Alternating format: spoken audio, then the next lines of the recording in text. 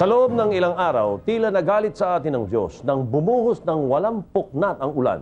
Lumubog ang kamay nilaan, tumaob ang mga sasakyan, inanod ang maraming buhay at kabuhayan at nagka-landslide sa kabundukan. Noong nakaraang linggo pa lamang nang magsimulang bumagsak ang matinding ulan. Madaling araw ng Lunes, kabilaan na ang balita sa pagkakalubog ng mga low-lying areas tulad ng Maynila, Quezon City, Marikina at Rizal. Bagamat walang bagyo nagdaan, nagtala ng mga matataas na sukat ng water level sa mga lugar na ito. Ang mga kabahayan sa tabi ng mga ilog ang partikular na pinagtuunan ng pansin ng mga rescue groups. Una na rito ay ang bayan ng Marikina, kung saan sa mga lumipas na taon ay nagtala ng isa sa pinakamataas na water level na umabot sa 18.2 meters. Kung kaya karamihan sa mga kabahayan ay nilubog ng tubig ulan at ng mga umapaw na ilog. Ako ngayon na kayo umalis dyan. Ba't di ba kagabi? Malunod ako. Wala nang tubig kagabi eh. Ganun. Bakit ngayon na kayo umalis? Ba't di pa kagabi? Kasi po ano lang, nasa second floor naman po kami. Inabot na kayo sa second floor? Hindi pa po, malapit na. Malapit na. Saksi ang Brigada 7 sa paglikas sa mga residente na bagamat binigyan ng babala na lumikas ng pamuno ang lungsod ng Marikina ay nanatili pa rin sa kanilang mga lubog na tahanan. Oo, kasama si Papa. Kasama. Kasama, ha? Hindi, sir. Oo, hindi kasama. Oo, tatlo na kayo. Ayan si Mama. Ayan na si Mama. Oo, ayan na si Mama. Sige, sumaklala na kayo dyan. Mama. Meron pa dyan? Ngayon lang kayo lumikas, ba't di pa kagabi? Sige, pabalik na kami. Uwi lang kasi Mr. po. Ganun ba? Pagkakas sa likod, eh. Ito, tayo bata ito. Ito. Patay na. Okay na. Tanggal niyo muna yung lupit. Sa boundary naman ng Marikina at San Mateo Rizal kung saan umapaw ang Nangka River sa Marikina. Tubig na nagmula pa sa Antipolo. Ito ang sinapit ng bayan ng Santo Niño. Sa laki at lakas ng mga alon ng tubig na may kasamang putik at basura, ilang sasakyan ang dagliang pinataob at mga kabahayang tinangay at pinalubog. Sa Antipolo, isang landslide noong Lunes ang kumilos sa 7 katao. Isang pamilya ang nalibing sa kanilang tahanan. Sanhi ng gumuhong lupa na pinalambot ng tubig ulan. Habang siyam pa ang nalunod na tinangay na malalakas na alon.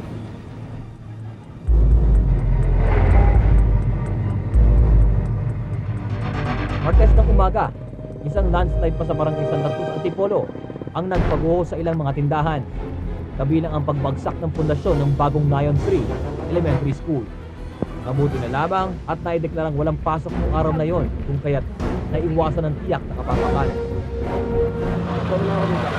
At ang di inaasahan, Martes ng gabi, habang patuloy pa rin ang pagbagsak ng tubig ulan at namamahinga ang mga residente ng Cherry Hills Subdivision, Barangay San Luis, Antipolo City. Isang malakas na landslide ang gumimbal sa kanilang pamamahinga. 379 sa mga kabahayan na dinidevelop ng PhilJust Corporation sa Cherry Hills Subdivision ang bumuho, natabunan at nagkaroon ng malalaking pinsala. Maging ang mga kalsada ay umangat sa lupa. Sa loob ng mga sasakyan, sapagkat ang lumikas ay nabaon ng ilan. Bago maghating gabi, makakarinig ka pa ng mga uungol ng mga biktima mula sa kung saan-saan sa mga nagibang kabahayan. Mga biktima na nalibing sa sarili nilang mga tahanan.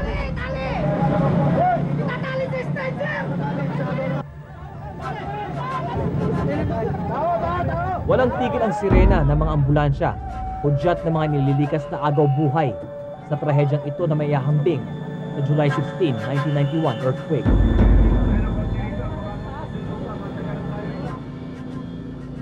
Sa unang araw pa lang ng trahedya, kabilaan na ang mga rescue operations. Pagkat ang mas higit na importante rito, ang tumatakbo ang oras.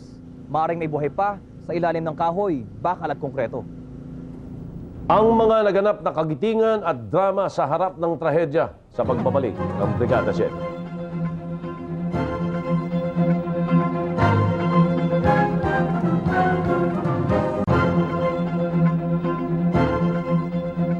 Nagkakasukatan daw ng kabayanihan at kagitingan sa oras ng matinding pangangailangan. Sa panahon ng trahedya, totoo namang nangingibabaw ang pagtutulungan ng ating mga kababayan.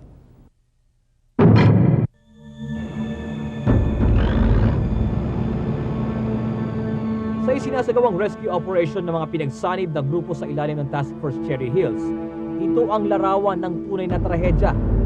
Pasintabi po sa mga masaselang tagpong inyong masasaksihan.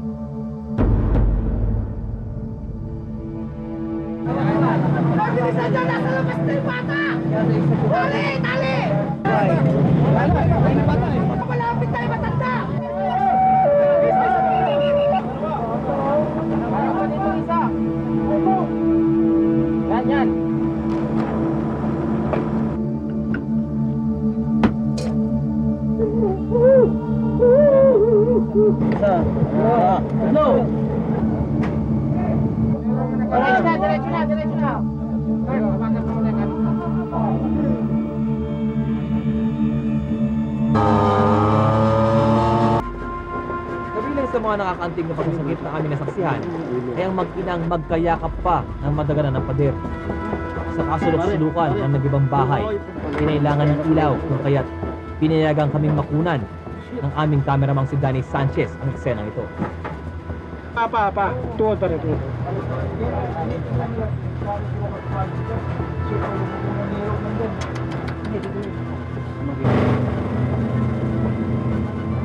Dahil sa kakulangan sa gamit ng mga naunang rumisponde, tumagal ng 6 na oras na yakap ng biktimang si Jovi Hilda Sikat Junicio ang kanyang magdadalawang taong gulang na anak na si Jorel bago ito nahihiwalay sa kanya. Ngunit sadyang grabe ang pagkakadagan sa kanila kung kaya't minanabuhay pa ang bata.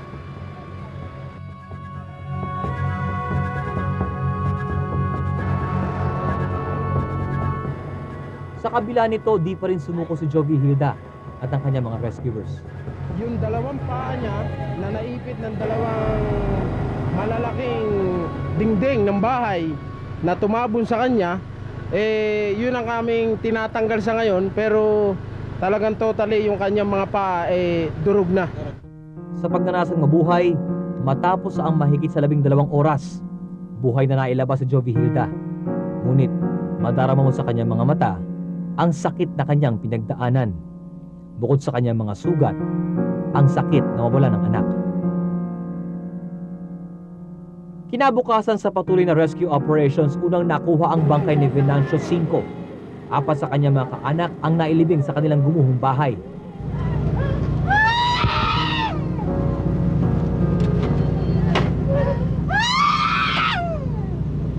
Sa kanya yan. Magkayakap ring nahukay ang bangkay ni Venancio at ang anak nitong si Jackie Lou.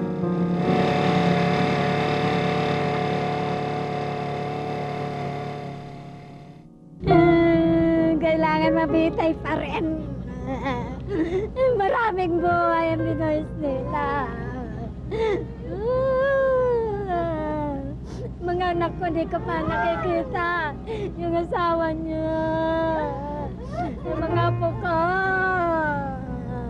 Ilan ho ba ang mga miyembro ng pamilya nandiyan? 5 sila. Bitayin na nga po na yung nagano ng project noon pa sila mamamatay tao. Para sa pamilya Layog, lahat ay nakaligtas upang maibahagi ang trahedyang kanilang pinagdaanan. Isang milagro na kailanman ay di nila malilimutan. Kung merong pinadalhan ng anghel, maraming pinadala para sa amin because everybody was there at the right time, at the right moment. Nakalikas ang pamilya Layog ilang segundo bago tuluyang gumuho ang kanilang tahanan. Tapos yun na nga, nagkagulo na yung mga tao, nagkanya-kanya na, nagsisigawan na, nagpanik na. Tapos yun na, umalis na kami. Meron dong sa may gate, may sasakyan doon na yung jeep. Hindi na siya nakaalis kasi umangat yung lupa nasa tuktok na siya. Sinawing palad naman ang buong mag-anak na Valderrama. Ang mag-asawang sina Joey at Edna, ang kanilang mga anak na sina Jonas, 8 taong gulang, Justin, 4 na taong gulang, at ang 5 buwang sanggol na si Eliza. Sanggol pa isa, hindi pa nabinyagan yun eh. Yung na dyan, wala pang binyag, yung 6 na buwan, yung 5 buwan, wala pang binyag. Babae yon. Isang pamilyang pinagdamutan ng tadhana at para sa mga naiwang kamag-anakan, walang naiwang pag-asa. Naubos silang pamilya, wala nga lang natira sa amin kahit isang alaala man lang. Lalo pa mga apo ko, mga bata pa. Marami pa silang pangarap sana. Sa kabuuan ng trahedya sa Cherry Hills na kumita sa mahigit sa 40 katao na nadaragdagan pa ang bilang araw-araw, paulit-ulit ang ganitong eksena. Sa isang pamilya, may mga nakaligtas at may mga nailibing sa itinuturing nilang mga tahanan. Mahigit sa 30 katao pa ang tinatayang nasa ilalim ng subdivision ito ng mga gumuhong pangarap.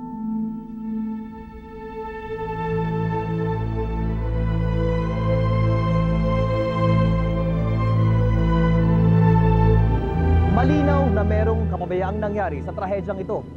Kinakailangang umaksyon ngayon ng ating gobyerno upang siguraduhin hindi na maulit muli ang ganitong klase ng sakuna. Mula sa Cherry Hills Subdivision, Barangay San Luis, Antipolo City, kasama si Jemo Soho, para sa Brigada 7, Michael Pahatin reporting. Sa lahat ng rescuers na nagsugal ng kanilang buhay sa mga nakalipas na araw, maraming salamat po sa inyo. Ang sanhi ng landslide sa Antipolo, ating imbestigahan sa pagbabalik ng Brigada 7.